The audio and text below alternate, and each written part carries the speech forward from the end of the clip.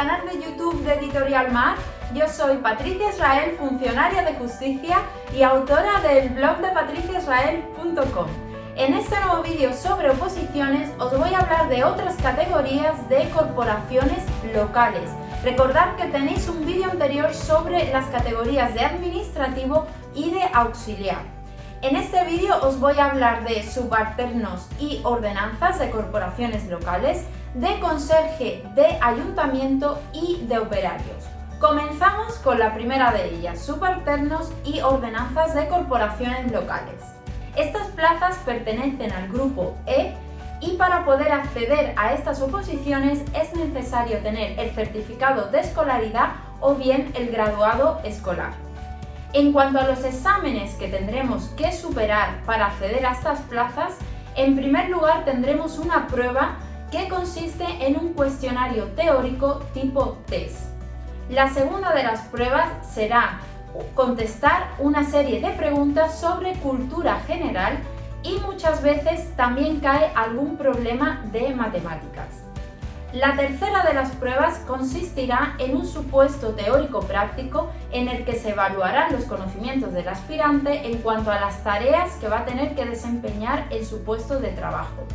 Estas tres pruebas de las que os he hablado son muy orientativas porque cada una de las entidades que convocan las plazas podrán determinar su contenido y su duración de cada una de ellas. Para finalizar con esta categoría, cito brevemente algunas de las funciones principales. Sobre todo son tareas dinámicas de supervisar el trabajo del equipo de limpieza, controlar el estado del mobiliario, de las instalaciones, de las máquinas y también la utilización de estas últimas. Además, deberán recibir, custodiar y distribuir el correo y toda la documentación necesaria. Vamos con la siguiente categoría, conserje de ayuntamiento. Aquí nos van a pedir la misma titulación que en subalternos y ordenanzas de corporaciones locales, es decir, el graduado escolar o bien certificación de escolaridad. Eso sí, cuidado porque aquí nos pueden exigir algún permiso tipo B de conducción de vehículos. En cuanto a los exámenes que tenemos que superar en esta categoría, van a variar muchísimo dependiendo de la convocatoria. Pero bueno, os voy a hablar de algunas de las pruebas que es posible que tengamos para esta categoría concreta. La primera de ellas seguramente sería un cuestionario tipo test teórico de unas 40 preguntas más o menos en las que vamos a tener 4 respuestas posibles. La segunda de estas pruebas sería un caso práctico sobre las funciones propias de este puesto de trabajo. Y la tercera de estas pruebas sería una prueba psicotécnica.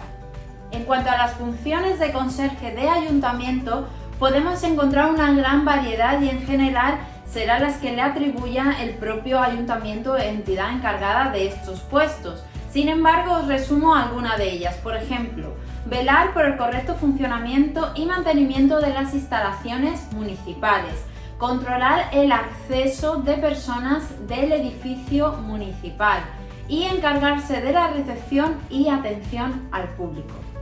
Ahora vamos a hablar de los operarios de corporaciones locales. Para acceder a estas plazas es necesario tener la titulación de las que ya hemos hablado en las categorías anteriores, es decir, el grado escolar o bien certificación de escolaridad. En cuanto a las pruebas que tendremos que superar, va a depender muchísimo del ayuntamiento o de la entidad que convoque estas plazas. Pese a ello, os voy a hacer un resumen de las posibles pruebas que tendremos que superar o de los posibles ejercicios. El primero de ellos será un examen cuestionario tipo test teórico con respuestas alternativas. Y el segundo de ellos, de estos exámenes, de estos ejercicios, será un caso práctico sobre las tareas propias de las funciones del puesto de trabajo.